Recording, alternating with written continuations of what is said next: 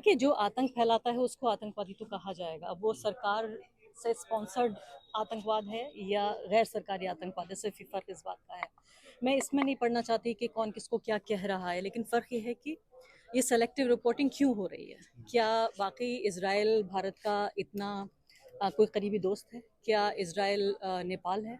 क्या इसराइल, मुझे लगता है बहुत सारे पत्रकार जो वहाँ पहुँच चुके हैं वो नक्शे में भी नहीं बता सकते हैं कि इसराइल है कहाँ। उसके बावजूद भी जो उनको वहाँ लेके गया है वो है एक पूरी कंस्टिट्यूएंसी, एक ऐसी पूरी कंस्टिट्यूएंसी तैयार हो गई है जो कुछ भी मुस्लिम नफरत के नाम पर खरीदने को तैयार है। ये लोग वहाँ पर गए हैं ये बताने के लिए, दिखाने के लिए कि स्टूडियो से नफरत फैलाना काफ़ी नहीं था। इसके लिए हम बाकायदा टिकट खरीद के जा सकते हैं। और आपको हंसी आएगी अगर मैं आपको बताऊंगी कि वहाँ से रिपोर्टिंग हो कैसे रही है। मतलब फ़िलिस्तीन तो जाने का सवाल ही पैदा नहीं होता। इसराइल में भी एक होटल में ये लोग रुके हुए हैं। होटल से ही अंदर से पीस टू कैमरा करते हैं, आप लोग जानते हैं अच्छे तरीके से। वहीं से रिपोर्टिंग करते हैं, यानी कि जो आप स्टूडियो में आराम से कर सकते थे वो चीज़ इजरायली अधिकारी सोशल मीडिया के जरिए और अपनी प्रेस कॉन्फ्रेंसेस के जरिए सारी सूचनाएं वैसे ही दे देते हैं।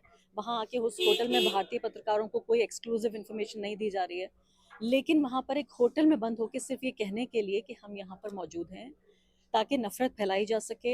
2024 के चुनाव के मद्देनज़र ये लोग उम्मीद कर रहे हैं कि ये लंबा देखिए खिंचने वाला है ये पूरा झगड़ा। और 2024 से पहले अभी 5 राज्यों में जो विधानसभा चुनाव है, जिसमें से प्रिडिक्शन ये है कि इसमें से 4 कम से कम और हो सकता है 5 भी बीजेपी हार रही है। तो ये सब लोग गए हैं, अब ये चुनावी कैंपेन करने के लिए गए हैं दरअसल बीजेपी के लिए इसराइल जाके, ताकि और ज़्यादा एक फसाद का नया एक मोर्चा खोला जा सके।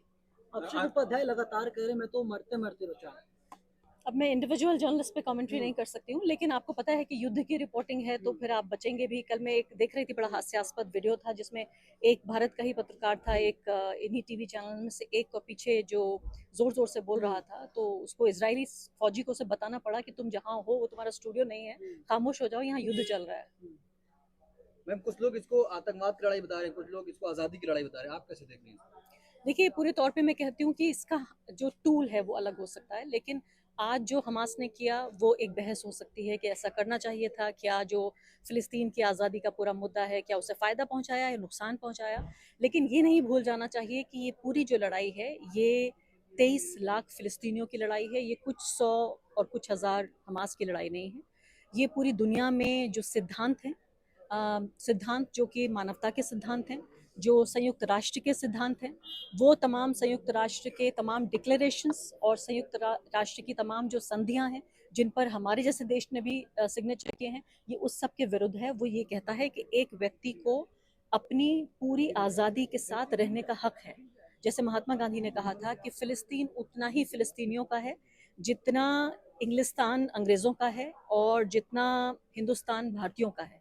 तो ये लड़ाई, ये संघर्ष 75 साल पुराना है और मुझे नहीं लगता कब तक चलेगा। मेरी नज़र में एक ऐसे व्यक्ति के तौर पर जो मानवाधिकारों को सबसे ज़्यादा मैं प्राथमिकता देती हूँ, मुझे लगता है कि ये पूरा मुद्दा 75 साल पुराना मुद्दा है। ये 4 दिन 5 दिन पुराना मुद्दा नहीं है। और ये मुद्दा है फ़िलिस्तीन के 23 लाख लोगों की आज़ादी और उनके बुनियादी अधिकारों का। इसराइल ने कहा